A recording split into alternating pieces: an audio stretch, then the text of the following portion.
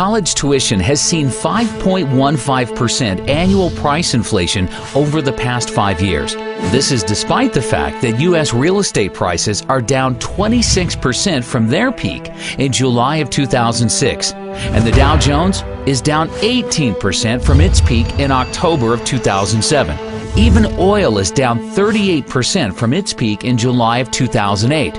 During the financial crisis of 2008, Americans lost $10.2 trillion in paper wealth. And college is the only thing in America, besides the cost of health care, that did not at least temporarily decline in price. Inflation has made it impossible. Again, when I was a kid, you never heard parents saying, we're planning and putting money away for your education because it's going to cost us $100,000 and we have to keep putting that money away so that when you graduate, not only will you not pay us back, you're not even going to get a job. Over just a 2-year period from December of 2007 through December of 2009, 8,363,000 jobs in America were lost, or 6.1% of total jobs. 1 year later, in December of 2010, thanks to the Federal Reserve and the U.S. government spending $4.6 trillion on bailouts, stimulus programs, and other government spending, 1.124 million jobs in America, or 0.9% of total jobs, had been recovered. That is over $4 million spent for each job created. As we move deeper into this great recession that we believe, as inflation continues to skyrocket, the reality of a Great Depression will come in because people will realize that all that worthless money you have can't buy you much of anything. You're going to see more and more people, as they're already doing it, believing that by going to college, that's going to be their passport to the future. It's not what it used to be. A degree, a college degree, a BS, what does that buy you? And I love the mentality. The mentality is this, that corporations and businesses won't hire a person unless they get a degree. Not me.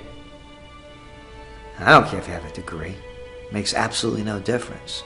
I want you to have a mind, be able to think for yourself and think on your feet, and be energetic and love what you're doing and have a passion in so many different other ways. Not to be able to just regurgitate what you're being told. And that's all it's come to. It's regurgitation. During an economic downturn when Americans are losing their jobs, their primary instinct is to seek higher education in order to make themselves more attractive to potential employers and better position themselves to receive a job. However, how are Americans supposed to spend $27,293 per year for college when they have no savings or income to pay for it? The U.S. government, with the backing of the Federal Reserve, in the same way they created the real estate bubble by providing mortgages to all Americans through Fannie Mae and Freddie Mac, regardless of whether or not they had any capacity to pay the loans back, has been using the exact same easy lending practices to create one of the largest bubbles in U.S. history, the college bubble. College students borrowed $106 billion in total student loans for the 2009-2010 school year, up from $96 billion in 2008-2009, $94 billion in 2007-2008, $87 billion in 2006-2007, and $83 billion in 2005-2006. Total student loan debt in the U.S. currently stands at $830 billion and now exceeds credit card debt.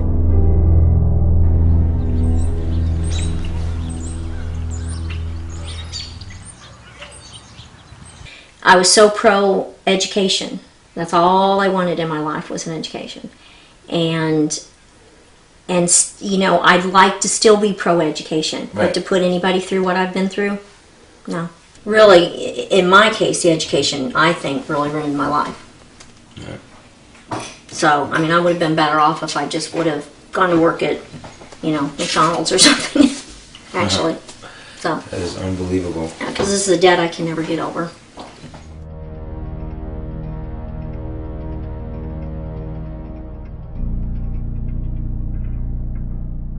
The U.S. government created Fannie Mae and Freddie Mac in order to make housing more affordable. But instead, their actions drove housing prices through the roof and made buying a house impossible for most Americans unless they took out no-money-down teaser loans with interest rates that substantially increased after a year or two. The U.S. government has been trying for decades to make college more affordable, but its actions have accomplished the complete opposite effect. College is now impossible for most students to afford without getting deeply into debt to do so. All across the country, Americans are graduating college with mortgages before they even buy a house.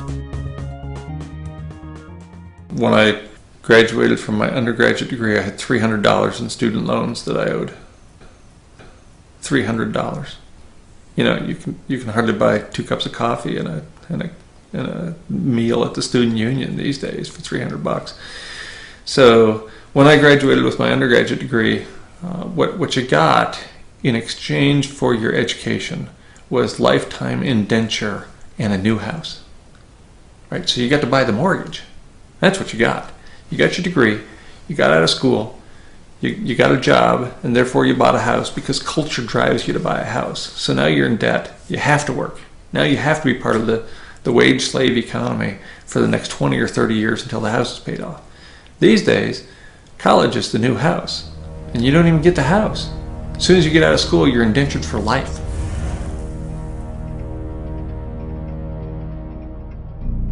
When you started taking out loans, what kind of debt did you end up getting into, and how much have you been able to pay off, and how much do you still have? When I walked out of dental school, I was $136,000 in debt.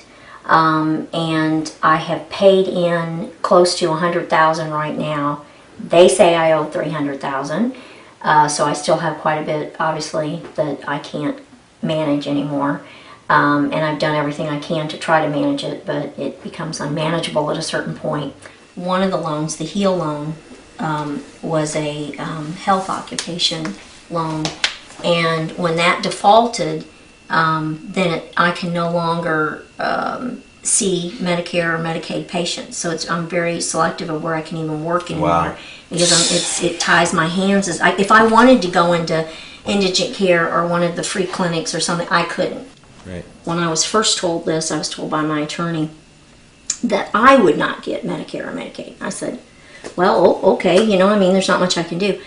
And for many years, that's what I believed, because that's what he thought it meant. Well, comes to find out, that's not what it was at all. It was that I was not able to work on patients in Medicare or Medicaid. And so when I went to work for this place that I'm working, I thought we were fine because we don't take them. Well, there happens to be some federal employees that now I can't see.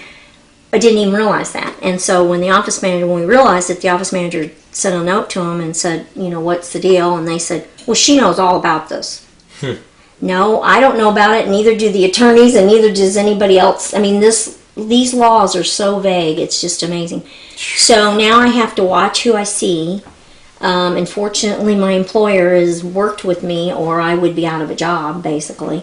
But they're very vague, and they keep you in the dark. They don't really try to help you or figure any of this out. They don't work with you.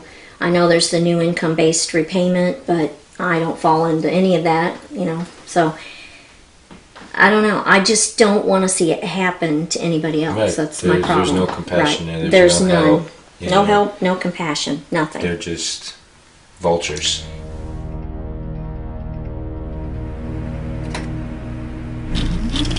Back in the 1970s, the average college student was able to afford their college tuition without any student loans or help from their parents. They were able to pay for college by working a part-time job year-round or by simply working full-time during the summer when they were off from school.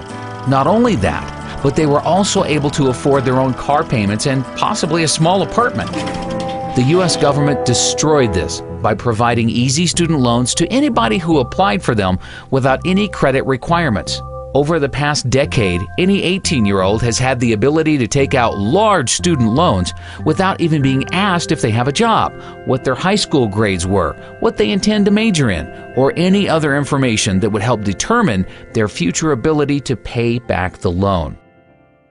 These are, this is a paper, and this is of course a copy, I have the original, of what they gave me the day I graduated from dental school. What amount, income level I would have to make, and how much of that would go to school loans, and what percentage. First off, I never even made enough in a month to pay the monthly school loan amount, so that's why it went into default. Right, and they basically made just completely unrealistic Unrealistic, projections totally unrealistic, yes. I've not even managed to make any of them. Wow. At all. So this year, of course, they're projecting I would clear about 260,000, and I'm making about 80. Where do they come up with these numbers? Well, I'm not sure, and I think that was the whole problem. Over 400,000 in 2015, which will not ever happen. The problem is, it also is your percentage of your school, of what they're taking. I know it's been proposed at 10%, and I think that is the fair amount. But at some points, I paid as much as 34% of my wage, 32% of my wage. Right now, I'm paying 25% of my wage to school loans. And that's a huge amount when you have other debts and other bills as well. Thank you so much. No, thank you very, very much for what you're doing. I appreciate it. Thank you. Really appreciate the help.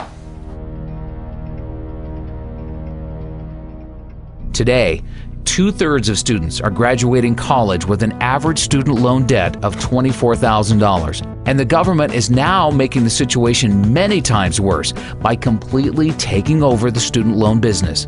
Hidden inside of the recently passed health care bill, the government passed a complete student loan overhaul where they removed commercial banks from providing loans to students. Now, all students will receive their loans directly from the government at artificially low interest rates.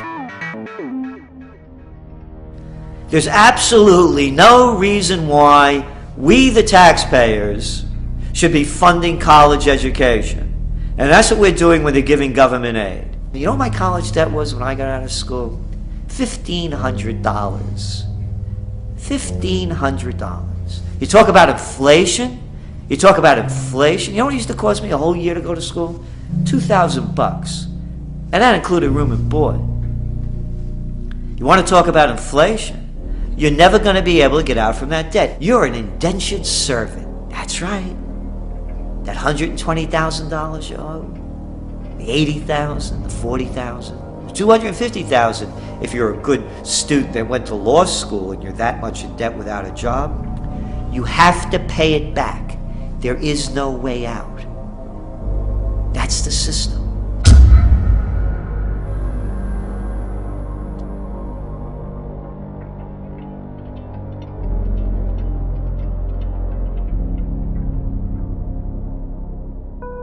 One of the unintended consequences of the Wall Street bailouts of 2008 is that now most American students believe that if they take out loans to attend college but can't find a job to pay them back, they will be bailed out by the government and have the loans forgiven.